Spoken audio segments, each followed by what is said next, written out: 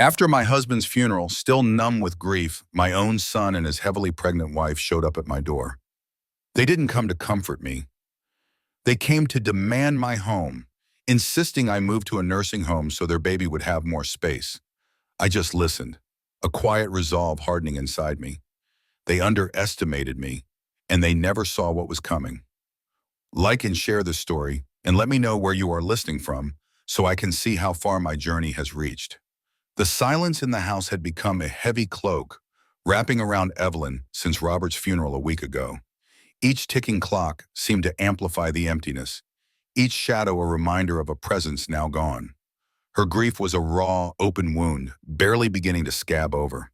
She was still navigating the simple act of existing without him, a navigation made even harder by the sheer weight of memories that clung to every object, every corner of the home they had built together over 50 years. The sharp, insistent ring of the doorbell tore through the fragile quiet, startling her.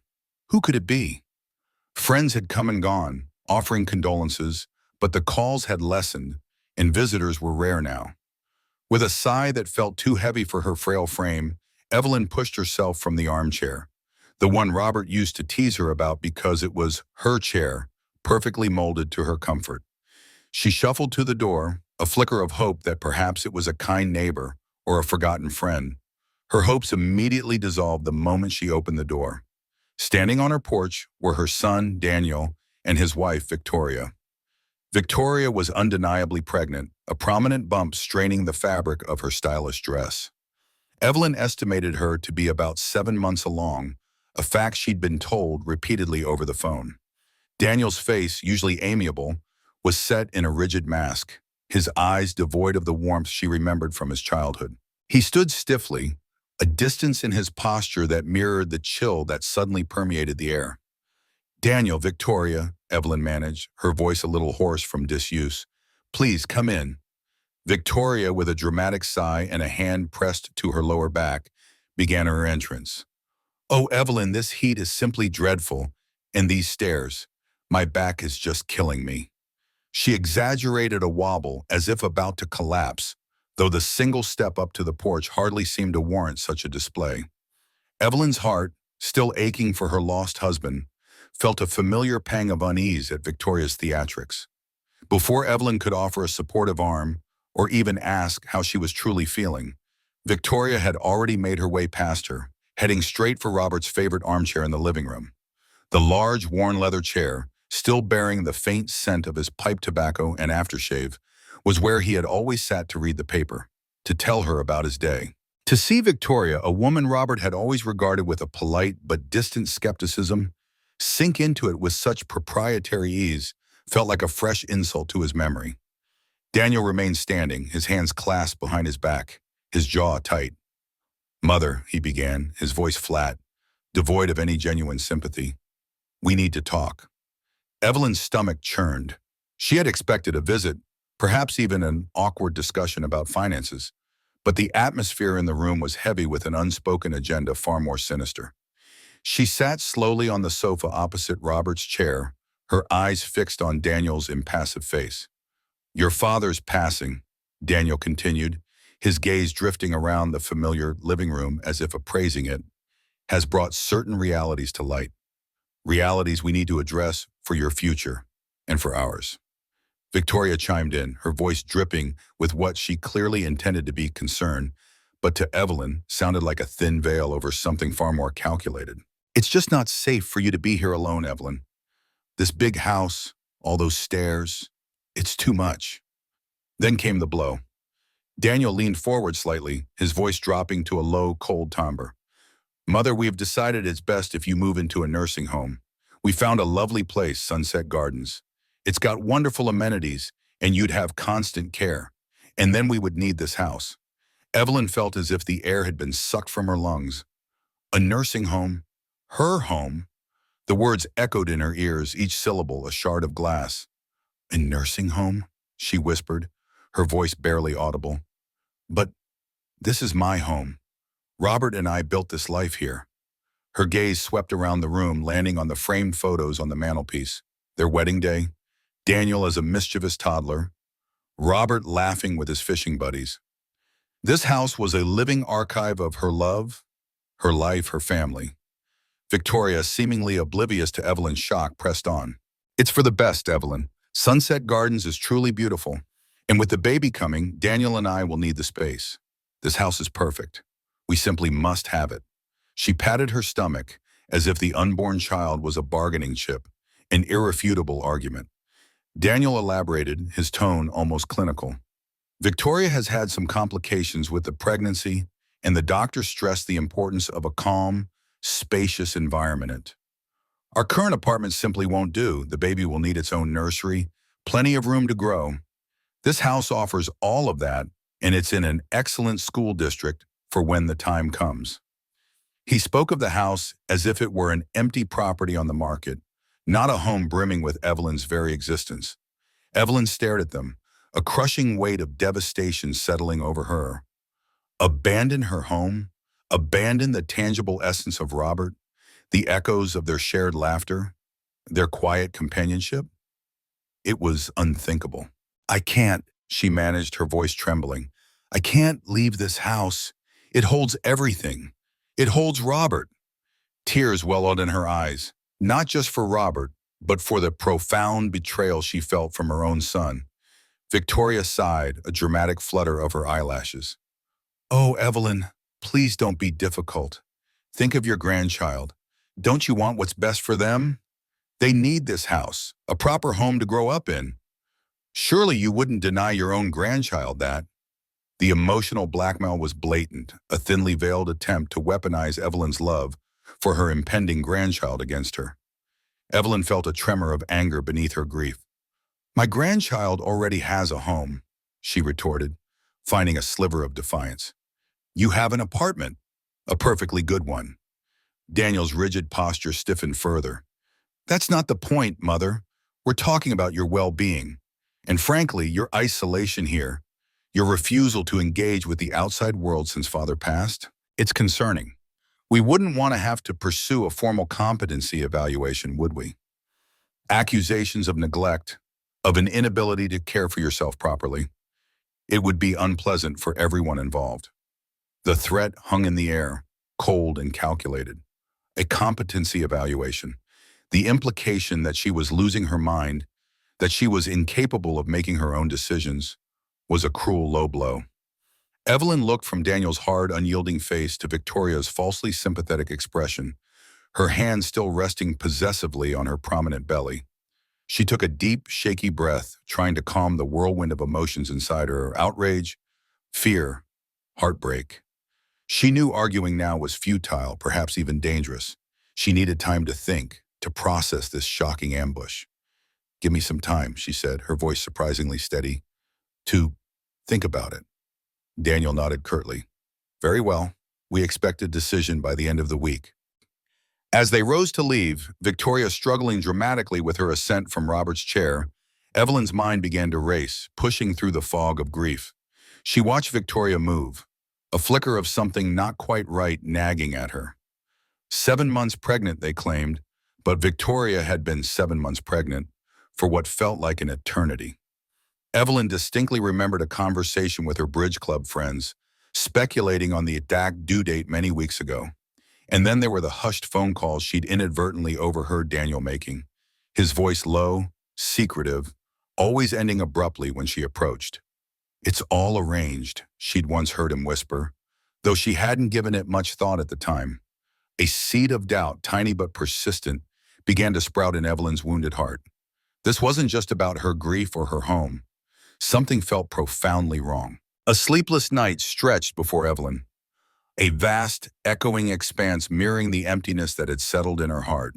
She wandered through the house, a ghost in her own home, the silence thick and heavy. Each creaking floorboard, each faint shadow cast by the streetlights filtering through the windows, seemed to carry the weight of a memory. Here, Robert had sat reading his newspaper. There, they had shared countless cups of morning coffee, planning their day. His laughter, his quiet presence, permeated every corner, every object. The thought of abandoning it all, of leaving these tangible extensions of her 50-year love story, twisted a knot of pain in her chest, far sharper than the grief itself. Daniel's cold ultimatum, delivered with such dispassionate finality, replayed in her mind, a discordant note in the symphony of her life. She paused by the mantelpiece, her gaze drawn to a framed photograph from Daniel's wedding. It was a beautiful day, filled with sunshine and smiles. Daniel, her son, looked so radiantly happy, a broad, genuine grin on his face as he stood beside Victoria, her new wife. Victoria, stunning in her white gown, beamed up at him. But even in that picture, Evelyn now saw something else, something she hadn't recognized then. A subtle shift in Daniel's eyes, a nascent rigidity in his smile that had, over the years, blossomed into the uncompromising stranger who had stood in her living room today. It was the moment Victoria had entered their lives, Evelyn realized, that the first crack had appeared in the foundation of her relationship with her son. Evelyn remembered that first meeting as if it were yesterday. Daniel had brought Victoria home for Sunday dinner, beaming with pride. Victoria had been a vision, tall, slender, with a cascade of perfectly styled blonde hair and eyes that sparkled with an almost theatrical charm. She was articulate, witty, and effortlessly commanded attention. Evelyn had been instantly charmed, pleased to see Daniel so utterly smitten. Robert, however, had been different. He had observed Victoria with a quiet intensity, his gaze lingering a moment too long. Later that evening, after Victoria and Daniel had left, Robert had turned to Evelyn, a thoughtful frown creasing his brow. "She's a pretty package, Evelyn," he had mused, tapping his chin. "I just wonder what's inside." His words, dismissible then as a father's natural protective skepticism, now resonated with chilling prescience. Soon after Victoria's suggestions began, they were always offered with a sweet smile, seemingly innocent attempts to help Evelyn. "Oh, Evelyn, this wallpaper is simply adorable, but don't you think a lighter shade would open up the room more? Or the kitchen is so charmingly rustic, but have you considered a complete modernization? It would certainly add value." Evelyn would smile politely, always explaining that she loved her home just as it was, that Robert loved it. She tried to tell herself Victoria meant well, that it was just a generational difference in taste. But beneath the surface, a subtle dismissal of Evelyn's choices, her life began to fester. More insidious, though, was Victoria's systematic infiltration of Evelyn's relationship with Daniel. Initially, Evelyn would call Daniel, and Victoria would answer, always apologetic, "He's just stepped out," or "He's swamped with work, I'll tell him you called." Daniel's return calls became shorter, less frequent. When Evelyn suggested they all get together for dinner, Victoria would lament Daniel's punishing work schedule or her own suddenly overwhelming social commitments. "He's just so busy, Evelyn," she would coo, "but he loves you very much, you know." The visits, once a comforting ritual, dwindled to infrequent, hurried affairs, orchestrated by Victoria and always with a distinct air of being managed. Evelyn tried to talk to Daniel, to voice her growing unease. "Daniel, I feel like I barely see you anymore," she had once ventured, her voice laced with sadness. And Victoria, "She has so many opinions about the house." Daniel had immediately grown defensive, his usual gentle demeanor replaced by an edge Evelyn didn't recognize. "Mother, you're just being old-fashioned. Victoria is ambitious. She's trying to help. And we're busy. You know how demanding my job is now." It was clear Victoria had already planted seeds of resentment, painting Evelyn as a demanding, clingy mother.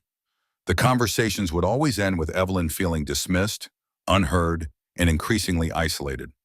Robert, however, saw it all. He had a keen eye for human nature, honed by years in business. "She's a manipulator, Evelyn," and he'd often say, shaking his head after one of Victoria's carefully choreographed visits. "Classic manipulation. She isolates him, turns him against you, makes him dependent on her. She's weaving a web, my dear." Evelyn, ever the optimist, had tried to reassure him, to believe that Daniel wouldn't fall for such things. But deep down, Robert's words gnawed at her, a quiet, insistent truth. The memory of a particular Christmas Eve surged to the forefront of Evelyn's mind. The house was aglow with festive lights, the scent of pine and gingerbread warm in the air. Daniel and Victoria were visiting, a rare full day spent together. In the midst of the merriment, Victoria had repeatedly slipped away, phone pressed to her ear, her voice hushed and intimate. Each time she would return with a flustered apology, claiming urgent work emergencies, that couldn't wait. Evelyn remembered seeing Robert's eyes follow Victoria, a spark of suspicion kindling within them. Later that evening, after Daniel had stepped out to buy more eggnog, Robert had cornered Victoria in the kitchen, his voice low but firm. "Victoria," he had begun, "I couldn't help but notice your numerous work calls tonight on Christmas Eve. It strikes me as rather peculiar." Victoria had feigned indignation, her eyes wide and innocent. "Mr. Davies, my job is very demanding. Some things simply cannot wait." But Robert had held her gaze, unwavering. "Indeed, and some conversations sound less like work and more like something else." He hadn't accused her outright, but the implication was clear. Victoria had bristled, a flash of genuine anger in her eyes, before she composed herself and mumbled something about overstepping. After Victoria had retreated to the living room, ostensibly to check on Daniel, Robert had found Evelyn by the Christmas tree. He pulled her close, his voice heavy with concern. "She's trouble, Evelyn," he'd reiterated, a profound weariness in his tone. "Serious trouble. Daniel's too blind to see it, and I fear he won't until it's too late." His words, now imbued with the weight of his absence, were a chilling prophecy. Suddenly, the fragmented thoughts coalesced around Victoria's pregnancy. 7 months, they claimed. Evelyn had always kept a mental note of significant family dates. She remembered Daniel's excited call in March, just after their annual spring vacation, announcing Victoria was 6 weeks along. If she was 6 weeks in March, that would mean conception was in late January or early February. And then there was May, Victoria complaining about severe morning sickness throughout her first trimester. Evelyn did a quick mental calculation. If Victoria was 6 weeks pregnant in March, she would be due around October. 7 months pregnant in August would mean she was about 30 weeks along, placing conception around late December or early January. The numbers didn't align. If she was 6 weeks in March, by August, she should only be around 5.5 months along, or roughly 22 to 24 weeks. Not 7 months. The discrepancy was stark. Evelyn felt a cold dread spread through her. Robert's warnings, the hushed phone calls, Victoria's theatrical complaints, Daniel's sudden distance, it all connected. A profound, unsettling realization settled over her. This wasn't just about a house. This was about something far more deceitful. The numbers spun in Evelyn's head, stark and unforgiving, cutting through the fog of her grief with the precision of a surgeon's scalpel. 7 months pregnant, Victoria claimed, standing dramatically in Evelyn's living room. Daniel had excitedly announced Victoria was 6 weeks along in March. If she was 6 weeks pregnant in March, that placed conception squarely in February. But by May, Victoria had been suffering from severe first trimester morning sickness. If she conceived in February, by May, she would be well into her second trimester, a phase where morning sickness typically subsides, not worsens. The timeline was a tangled knot, and Evelyn, despite her emotional turmoil, felt a growing certainty that something was deeply amiss. Then a chilling, almost unthinkable thought began to form in the quiet corners of her mind, blooming from the fertile ground of her suspicion. What if the baby wasn't Daniel's? The idea was so monstrous, so utterly devastating, that Evelyn almost dismissed it immediately. But Robert's warnings, his astute observations, and Victoria's increasingly manipulative behavior flashed through her memory. It was a terrible thought, yet it held a strange, disturbing logic that explained Daniel's sudden protectiveness, Victoria's relentless push for the house, and the calculated cruelty of their ultimatum. They needed the house, yes, but perhaps they also needed a convenient narrative, a secure future for a child that might not be entirely theirs to claim. Robert had always had an innate understanding of people, especially those with hidden agendas. "People like her always reveal themselves eventually, Evelyn," he had often said, his voice laced with the wisdom of experience. "You just have to be patient and watch." Evelyn took a deep breath, clutching the worn fabric of her armchair. Patience she had, and now a burning need to watch. This wasn't just about her home anymore. It was about her son, his happiness, and the truth. She couldn't let Robert's memory be tainted by a lie, or Daniel's life be built on a foundation of deceit. She rose from the chair, a new resolve stiffening her spine. Her first thought was of Arthur Jones, Robert's trusted private investigator. Robert had used Arthur discreetly a few times over the years for business matters, always praising his efficiency and unwavering discretion. Evelyn vaguely remembered Robert mentioning Arthur's contact details were in his old study, tucked away in a leather-bound address book. With a renewed sense of purpose, she made her way to Robert's study, a room she had avoided since his passing, unable to bear the weight of his absence there. Dust motes danced in the shafts of sunlight, slicing through the heavy curtains. The scent of old books and Robert's faint cologne still lingered. Evelyn methodically searched his desk, her fingers tracing the familiar contours of his belongings. Finally, nestled beneath a stack of old financial statements, she found the worn leather address book. She flipped through the pages, her heart thumping a nervous rhythm against her ribs, until she found it. Arthur Jones, with a handwritten phone number. Her hand trembled slightly as she dialed. The phone rang 3 times before a gruff, professional voice answered. Jones Investigations, Arthur speaking. Mr. Jones, Evelyn began, her voice a little shaky, but gaining strength with each word. This is Evelyn Davies, Robert's wife. There was a brief pause, a softening in Arthur's voice. Mrs. Davies, I'm so sorry for your loss. Robert was a good man. How can I help you? Evelyn took another steadying breath. I have a rather sensitive matter. It concerns my daughter-in-law, Victoria. I have reason to believe she might be unfaithful. The word felt alien, scandalous on her tongue, but she pushed through the discomfort, and her pregnancy timeline doesn't seem to add up. Arthur was silent for a moment, processing. Mrs. Davies, he finally said, his tone kind but firm. I need to warn you. Investigations like this often uncover truths that can be very painful. Are you absolutely certain you want to pursue this? Evelyn thought of Daniel's cold eyes, of Victoria's calculated smile, of Robert's prophetic warnings. She thought of her home, her sanctuary, being stripped away by a lie. Yes, Mr. Jones, she replied, her voice firm, unwavering. I am absolutely certain. I need to know the truth, whatever it may be. She proceeded to provide Arthur with a detailed account of Victoria's routine as she understood it. Her usual work hours, the gym she frequented, and crucially, her frequent doctor appointments. She claims to have appointments several times a week, sometimes for hours, Evelyn explained, but she always goes alone and never mentions any specific doctor or clinic. Arthur listened intently, taking notes. Understood, Mrs. Davies. I'll start with basic surveillance. It might take a few days to establish a pattern, but I'll be in touch. He gave her instructions on how to reach him and how to protect their communications. While Arthur began his discreet work, Evelyn decided to embark on her own, more accessible form of investigation. Social media. Victoria was an avid Instagram user, constantly posting curated snapshots of her seemingly perfect life. Evelyn, not usually one for such digital delves, carefully navigated to Victoria's profile. She had blocked Evelyn long ago, a subtle cut Evelyn had dismissed at the time as Victoria's need for personal space. But now, Daniel's profile, still open to her, served as a gateway, showing her Victoria's public posts that he had been tagged in or commented on. She scrolled through the stream of glossy images. Victoria at brunch with friends, Victoria in a new outfit, Victoria posing artfully with her increasingly prominent baby bump.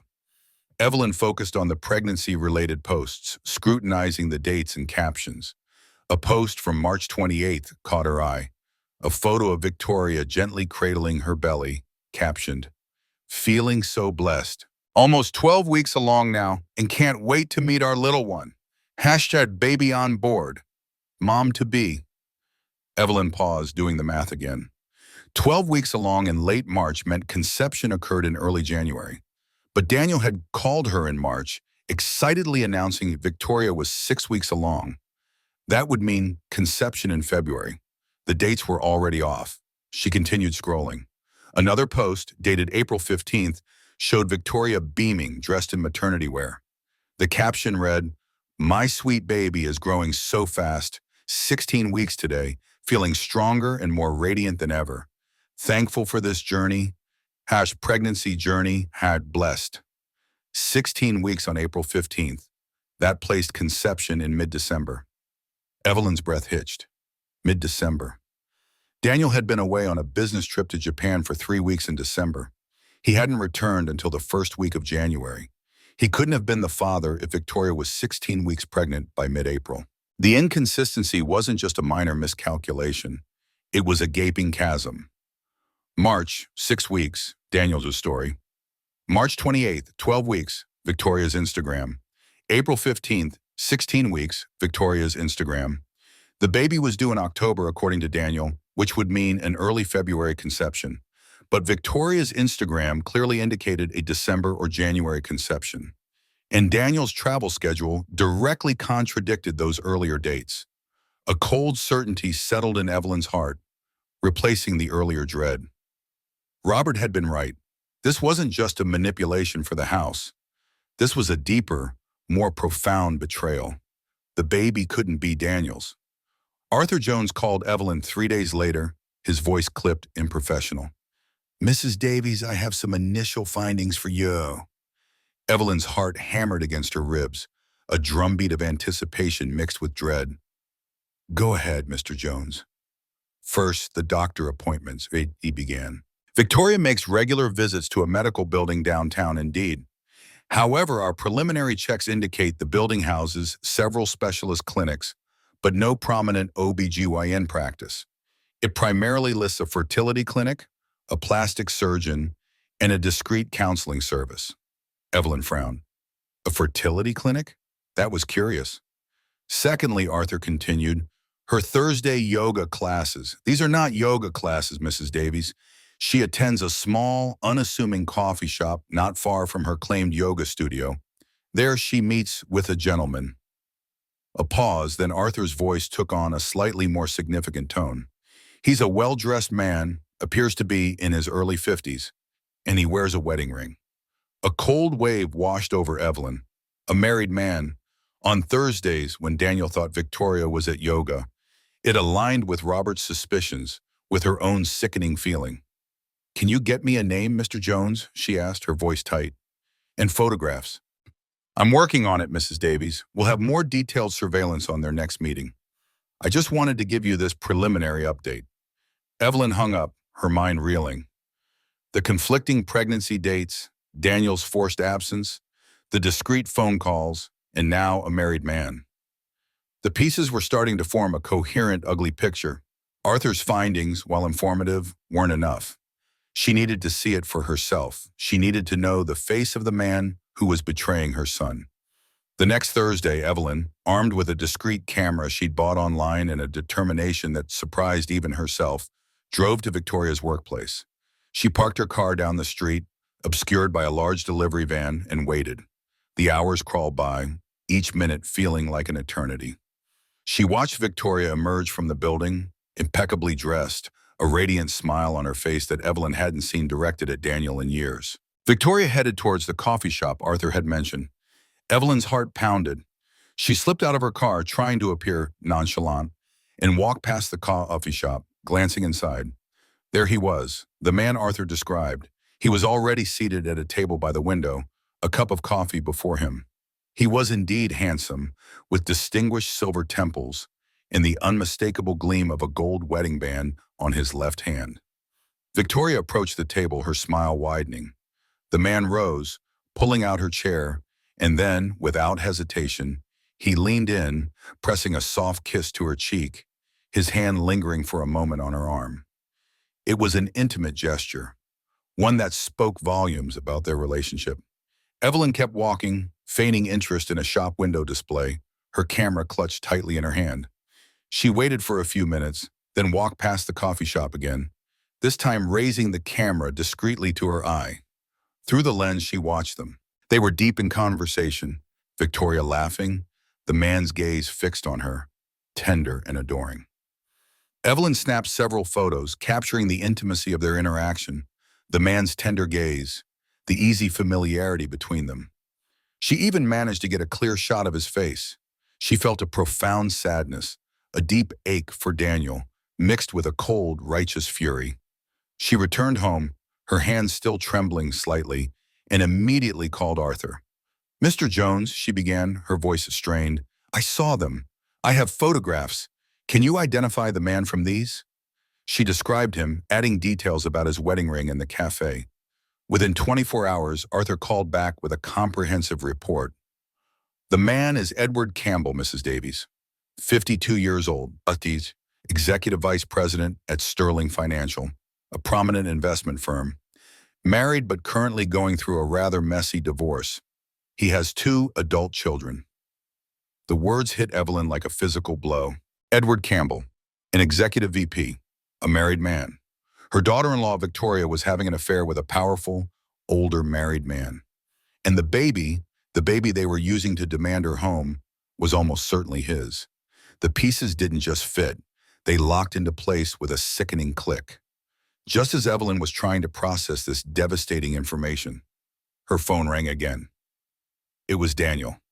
"Mom, he said, his voice tinged with a worry Evelyn now understood was entirely misplaced. "Victoria's having a rough time. All these complications with the pregnancy, the stress of work, and now looking for a bigger place. She's exhausted. We really need this house, Mom, for the baby." Daniel's words meant to elicit sympathy and hasten her decision, instead fueled Evelyn's conviction. He was so utterly blind, so completely manipulated. The worry in his voice, the concern for Victoria's complications and stress, sounded like a cruel mockery given what Evelyn now knew. Victoria's stress was likely from juggling 2 lives, her complications from a pregnancy whose paternity was a carefully guarded secret. Evelyn maintained her calm, maternal tone. "I understand, Daniel. I'm thinking about it, truly." She swallowed the bitter taste in her mouth. She knew the truth, or at least a significant part of it.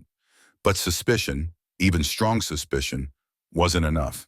Not when her son's life and her own home hung in the balance. She needed undeniable, irrefutable proof. Proof that would shatter Victoria's carefully constructed deception and perhaps finally open Daniel's eyes. If you're gripped by Evelyn's story and want to see how this shocking truth unfolds, make sure to keep watching. Don't forget to like this video, share it with your friends, and subscribe to stay updated on all the twists and turns. Your support means the world, and there's so much more to come.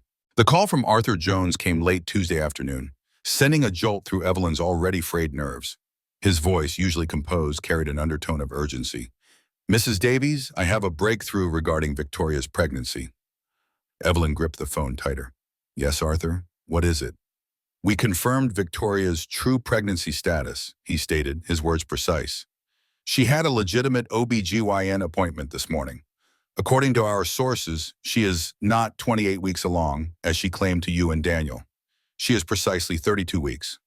32 weeks. Evelyn's mind raced, doing the rapid calculation. If Victoria was 32 weeks pregnant now in mid-August, that placed conception firmly in early December. A cold, hard certainty settled in Evelyn's stomach, replacing the last vestiges of doubt. Early December. That was the exact period when Daniel had been away on his extended business trip to Japan, a trip that had lasted for 3 weeks and taken him well into the first week of January. The memory of Christmas Eve, of Victoria's hushed, intimate phone calls, and Robert's suspicion flooded back with stark clarity. It all made horrifying sense. The baby could not be Daniel's. Not by a long shot. The sheer audacity of Victoria's deception, the calculated cruelty of her manipulation, struck Evelyn with a fresh wave of anger.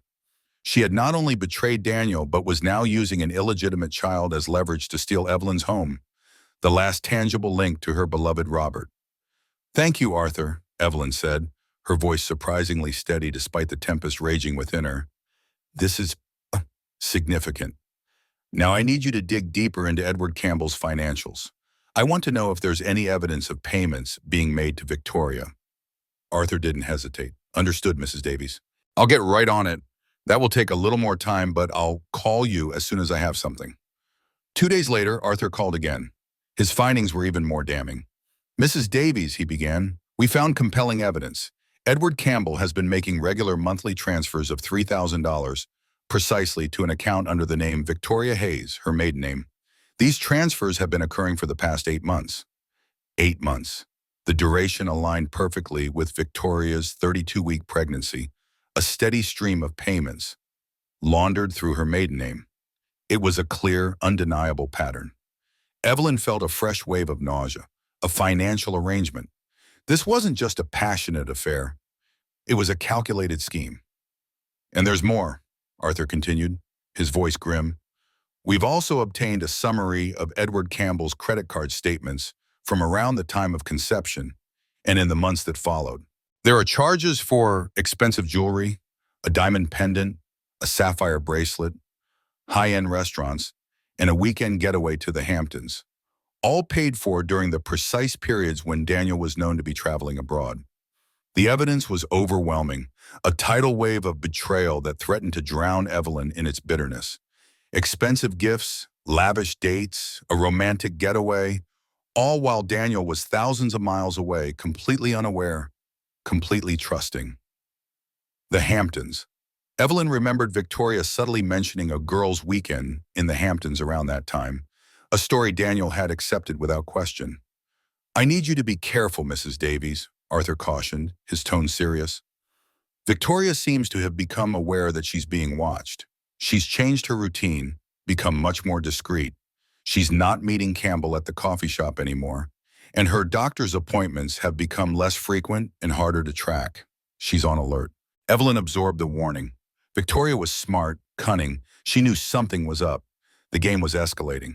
The very next afternoon, Evelyn was startled by a frantic pounding on her front door. She peered through the peephole, her heart leaping into her throat. It was Victoria, standing alone on her porch, her usual carefully constructed composure fractured. Her hair was slightly disheveled, her eyes went darting nervously, betraying a fear Evelyn had never seen in her. Evelyn opened the door, her posture guarded, her face a mask of polite inquiry. Victoria, is everything all right? Where's Daniel? Victoria pushed past her, not even waiting for an invitation, her pregnant belly swaying awkwardly. She bypassed Robert's armchair this time, instead pacing agitatedly in the living room, her hands clutched together. She was no longer the sweet, concerned daughter-in-law. The facade had completely crumbled. What are you doing, Evelyn? Victoria demanded, her voice rising in pitch, a raw edge of panic in her tone. What kind of games are you playing? Evelyn remained silent, her gaze steady, refusing to rise to the bait. She watched Victoria, noting the raw fear in her eyes, the desperate tremor in her voice. It was a stark contrast to the saccharine sweetness she usually projected. Victoria stopped pacing, turning to face Evelyn directly, her eyes narrowed. Don't play innocent with me, old woman. I know you've been asking questions. I know you've hired someone. A private investigator, isn't it? What exactly do you think you are going to piece? Her voice was laced with a desperate fury, a blend of anger and pure terror. Evelyn met her gaze, her own resolve hardening. Victoria's direct confrontation, her accusation, was an admission in itself. The game was no longer subtle. It was out in the open. Evelyn simply stared back, a quiet, knowing look in her eyes, wishbone, refusing to confirm or deny, letting Victoria's panic fester. She now had the truth, and Victoria knew she was close to revealing it. The battle for her home and for her son's future had officially begun. Victoria's panicked accusation hung in the air, thick with unspoken threats. Evelyn met her narrowed gaze, a quiet storm brewing within her. The time for subtlety was over. Victoria had forced her hand, and Evelyn, fortified by Robert's memory and a fierce protective instinct for Daniel, was ready to play. Yes, Victoria, Evelyn said, her voice calm, measured, contrasting sharply with Victoria's agitated state. I did hire Arthur Jones, and he's quite good, as it turns out. A flicker of surprise, quickly masked by renewed anger, crossed Victoria's face. And what exactly did your Mr. Jones find out, old woman? She sneered, dropping the last pretense of respect. Evelyn took a slow, deliberate breath. He found out a great deal, Victoria. He found out you're not 28 weeks pregnant, but 32 weeks, placing conception in early December. A time when my son, your husband, was out of the country on a business trip. He found out about your discreet meetings with Edward Campbell, a married man, and he found out about the $24,000 he's deposited into your maiden name account over the past 8 months. Victoria's face, already pale with fear, drained of all color. For a moment, she seemed to lose her footing, bracing herself against the back of Robert's armchair. But then, A cold, humorless laugh escaped her lips, brittle and sharp. 24,000, is it? He's quite thorough, your little detective. But you, Evelyn, you have no idea what you're meddling with. None at all. She straightened up, her pregnant belly a defiant shield, her eyes glittering with a predatory coldness Evelyn had never witnessed before. The mask of charm was completely gone, replaced by a ruthless pragmatism that sent a shiver down Evelyn's spine. Daniel is weak, Evelyn, Victoria spat, her voice laced with disdain. He has no ambition, no drive. He'll never provide the life I deserve. Not the life I always dreamed of, the one I fought for to escape the kind of poverty I grew up in. Edward, on the other hand, she paused, a sly, triumphant smile playing on her lips. Edward is powerful, connected. He will give me everything. The money, the status, the security. He'll divorce his shrew of a wife and we'll be married before the baby even arrives. A perfect little family. Evelyn felt a fresh wave of horror. But Daniel, she whispered, the name catching in her throat. He thinks this baby is his. He loves you. He loves this child. The thought of her son's heartbroken face, his genuine joy at the prospect of fatherhood, twisted her gut. Victoria shrugged, a gesture of chilling indifference. Daniel needs to think that baby is his until I don't need him anymore. He's a convenient placeholder, a naive, useful fool, easily manipulated. She smirked, a cruel glint in her eyes. He was so eager for a family, so desperate to settle down. It was almost too easy. Evelyn stared, speechless. The depth of Victoria's callousness was breathtaking. She was not just an adulteress, she was a predator, systematically dismantling Daniel's life for her own gain.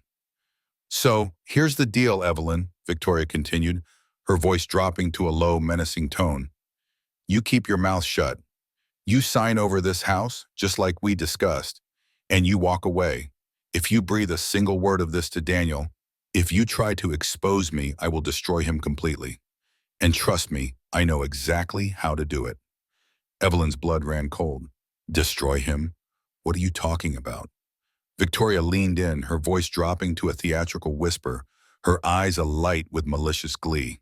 Oh, your perfect son isn't quite so perfect, is he? You didn't know about his little gambling problem, did you? The one he's been hiding from you and Robert for years? The $80,000 in debt he racked up with some very unsavory characters? Gambling away his inheritance even before Robert was cold in his grave? Or the fact that he's taken multiple loans out against his 401k, leaving it virtually empty? Evelyn gasped, a hand flying to her mouth. Gambling debt? $80,000? Her seemingly responsible son, the one Robert had always been so proud of, had been living a secret life of financial ruin. The shock was physical, a sharp pain in her chest. Yes, dear Evelyn, Victoria continued, relishing Evelyn's distress. And who do you think has been covering his mistakes? Making those urgent calls to placate his creditors? Paying off the most aggressive ones with Edward's money, of course, to keep Daniel's little secret safe? All me. I've been protecting him, even as he squandered everything. She took a step closer, her eyes blazing with triumphant malice. So you have 24 hours, Evelyn. 24 hours to sign over the deeds to this house. 24 hours to remain silent, or I will expose everything. I will send all of Daniel's creditors after him. I will make sure his company finds out about his financial instability. I will ruin his reputation, his career, his life. And I will make sure he loses every single penny, including any scraps of inheritance you might have left him. You watch your son crumble, all because you couldn't keep your nose out of my business. Victoria straightened, a cruel smirk on her face. And what's more, Evelyn, Daniel is so deep in denial, so desperate to believe in his perfect life with me and his child, that he won't believe you. He'll never believe his aging mother over his loving wife, especially when she's been saving him from himself all this time. He's been lying to you about his debts, so he'll certainly believe I'm telling the truth about protecting him. He'll think you're simply losing your mind, just like we told you when we first suggested Sunset Gardens. The words hung heavy in the air, each one a poisoned dart.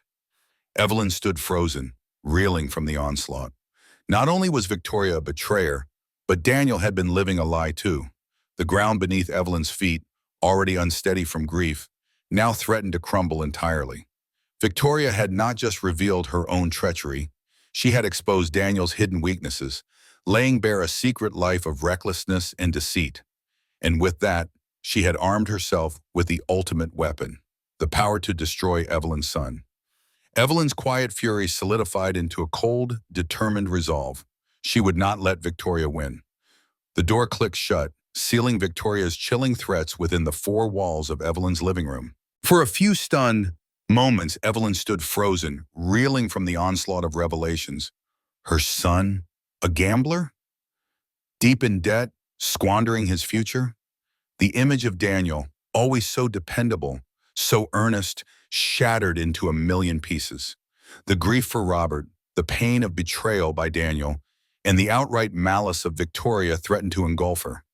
But then slowly something shifted inside Evelyn. The shock gave way to a cold, pure rage, a cleansing, empowering rage that burned away the fear and the sorrow, leaving behind a hard, unyielding core of determination. Victoria might be a predator, but Evelyn was a mother, and she would not let this woman destroy her son or steal her home. She immediately grabbed her phone and dialed Arthur. Her voice, though steady, conveyed an undeniable urgency.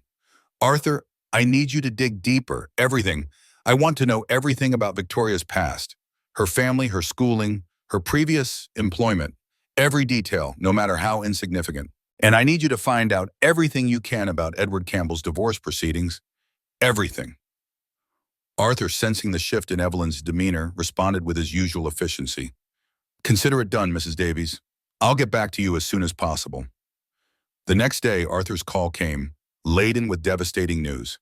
His voice was grim, devoid of its usual professional cadence. "Mrs. Davies, you need to prepare yourself. What we found, it's worse than we thought." Evelyn gripped the receiver, her knuckles white. "Tell me." "Victoria isn't Victoria Hayes," Arthur revealed. "Her real name is Amy Morrison, and she has a rather extensive criminal record. Fraud, identity theft, even a charge of extortion, across 3 different states." Evelyn felt a tremor run through her. Amy Morrison, not Victoria, a criminal. This wasn't just a simple affair, it was a sophisticated, insidious scheme. "Her pattern is terrifyingly consistent," Arthur continued, his voice heavy. She targets vulnerable men, often those with underlying financial issues like Daniel. She cultivates a relationship, then gets pregnant by a wealthy mark, someone like Edward Campbell, and uses the child and the vulnerable man's secrets to blackmail both families. She moves from state to state, leaving a trail of ruined lives. Evelyn listened in horrified silence as Arthur recounted the tragic fates of some of Amy Morrison's previous victims. One man, unable to cope with the public humiliation and financial ruin, had taken his own life. The story sent a chill straight to Evelyn's bones. This woman was truly evil, a black widow weaving a web of destruction. "And her endgame?" Evelyn asked, her voice barely a whisper. "She plans to disappear after the baby's birth," Arthur explained, "with a new identity, after cleaning out everyone she can. Edward Campbell, Daniel, even his estranged wife's settlement. She's a professional, Mrs. Davies, a predator." A predator. Robert's words echoed in Evelyn's mind. "She's trouble, Evelyn, serious trouble." He had seen it, even then, and now Evelyn saw it too, in stark, terrifying detail. Her resolve hardened further. She would not let Amy Morrison or Victoria destroy her son. "Thank you, Arthur," Evelyn said, her voice firm, unwavering. "Now I need you to do one more thing. I need you to contact Edward Campbell's attorney. His divorce attorney. Explain everything, provide him with all the evidence you have collected. The pregnancy dates, the financial transfers, the photographs, Amy Morrison's real identity and criminal history. Tell him it's time to expose her." Evelyn hung up, a battle plan forming in her mind. Arthur had done his part. Now it was her turn. She was no longer just a grieving widow or a confused mother. She was a woman fighting for her son's life, for her home, and for Robert's memory. She picked up the phone again and called Daniel. "Daniel," she said, injecting a subtle urgency into her voice, "I need you to come over. Now, it's a family emergency, and bring Victoria." She didn't elaborate, knowing that her somber tone would be enough to pique his concern and Victoria's suspicion. While she waited, Evelyn meticulously prepared. She went to Robert's study, the scent of his pipe tobacco a comforting presence. She retrieved his old tape recorder, a relic from his business days, and placed it discreetly on his desk, testing the recording function. Then she arranged the evidence Arthur had provided: the photographs of Victoria and Edward, the detailed report of Victoria's true pregnancy timeline, the printouts of the $3,000 monthly transfers to Victoria Hayes and Amy Morrison, and the summary of Amy Morrison's criminal record. Each piece of paper was a weapon, each fact a bullet. An hour later, the doorbell rang.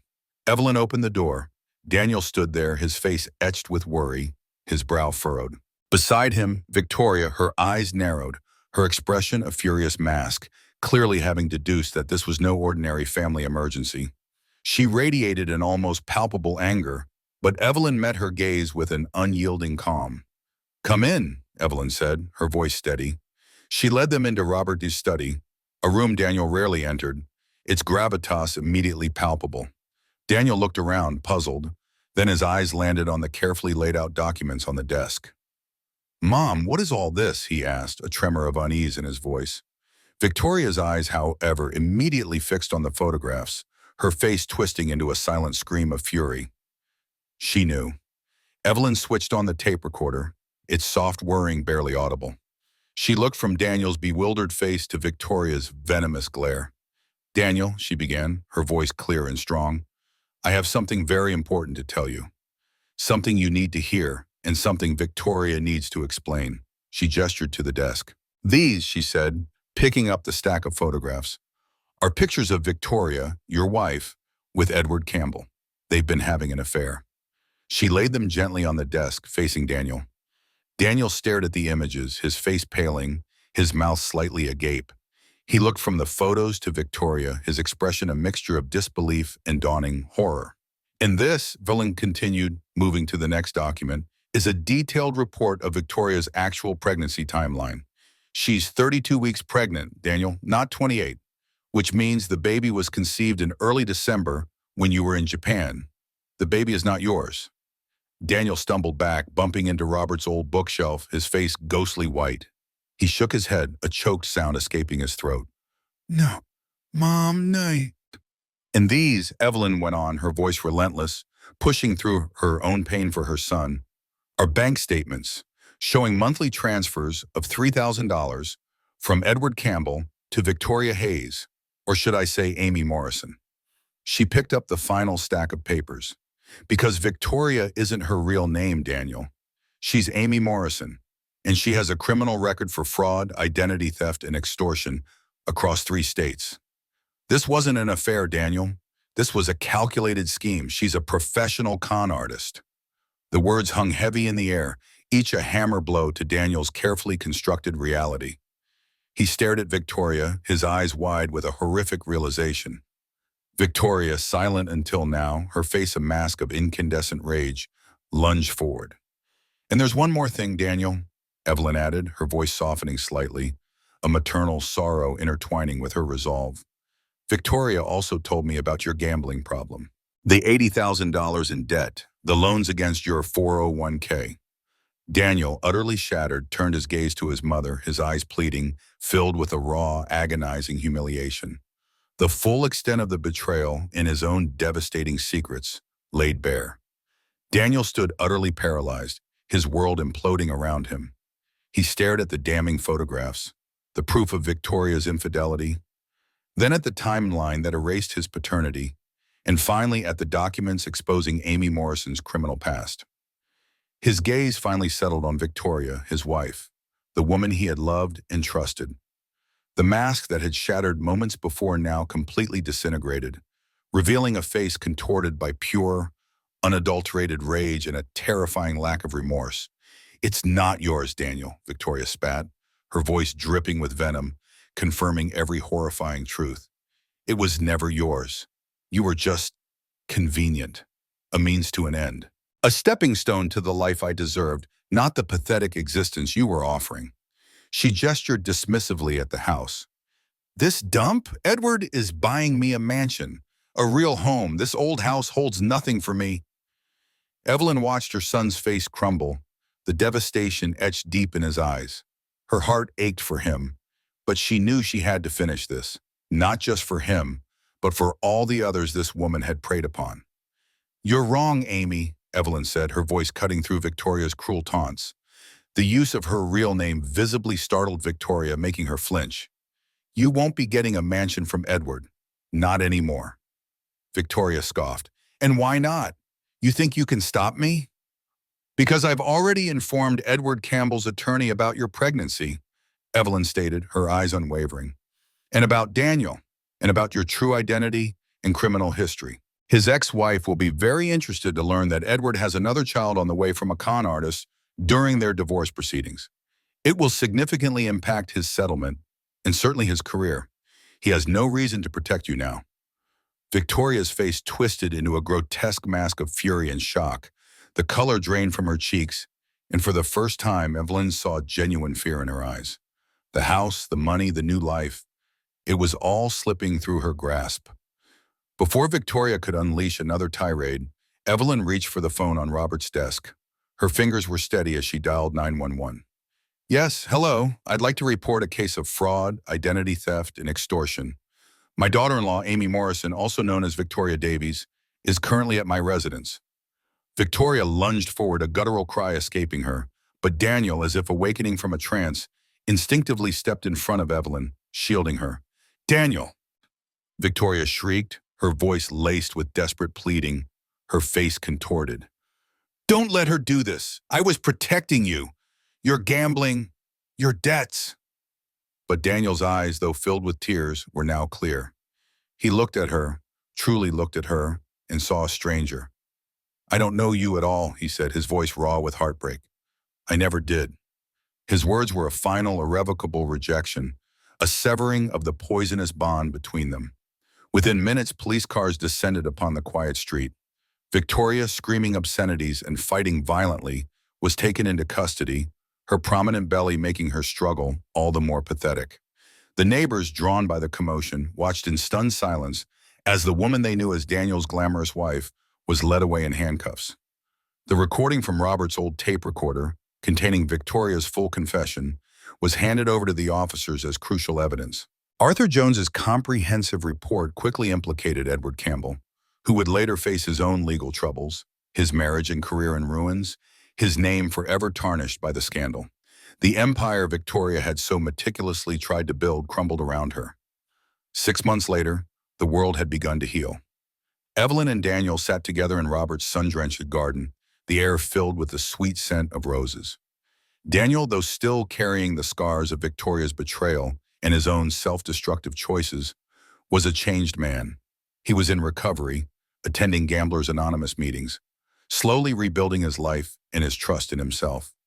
"Mom," he said, his voice thick with emotion, "I am so sorry for everything, for not seeing, for letting her in, for my own foolishness, for putting you and this home in danger." Evelyn reached across the small table and gently squeezed his hand. "You were vulnerable, Daniel, and she was a master manipulator. It wasn't entirely your fault. What matters is that you're choosing a different path now. Your father would be proud." Victoria, or Amy Morrison, was sentenced to 5 years in prison for fraud, identity theft, and extortion. Her baby girl, born in custody, was mercifully spared the fate of her birth mother's influence. Edward Campbell's ex-wife, shocked but deeply grateful for Evelyn's intervention, fought for and won custody, vowing to give the innocent child a stable, loving home, free from the shadow of its parents' deceit. Arthur Jones visited Evelyn a few weeks later, a rare smile gracing his usually stoic face. "Mrs. Davies," he said, "your courage didn't just save your son. The evidence you provided, the trail Amy Morrison left behind, prompted a full FBI investigation. They've uncovered at least 12 other victims across the country. You've broken her cycle of predation.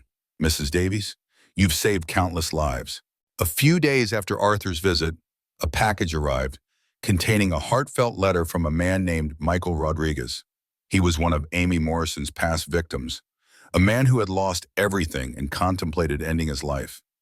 His letter, filled with raw emotion, thanked Evelyn for having the courage he lacked, for bringing justice to a woman who had destroyed so many.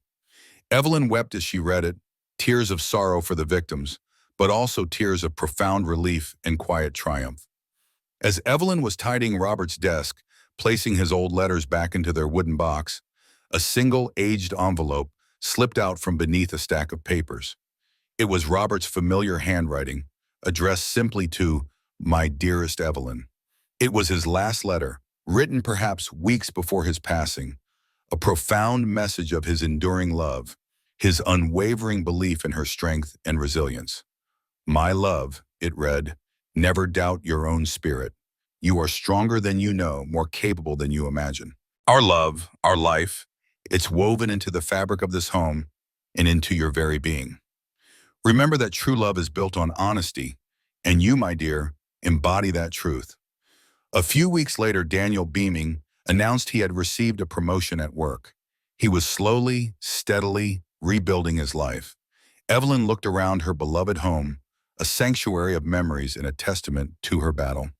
She felt a lightness in her spirit, a profound sense of peace. She was gloriously free, free from grief's heaviest burden, free from fear, and free to embrace a future she hadn't dared to dream of. She began to plan her own travels, perhaps a cruise or a trip to see old friends she had lost touch with. The journey had been arduous, but she had emerged, bruised but unbroken, ready for new possibilities, ready for a life of healing and quiet joy, a life truly lived.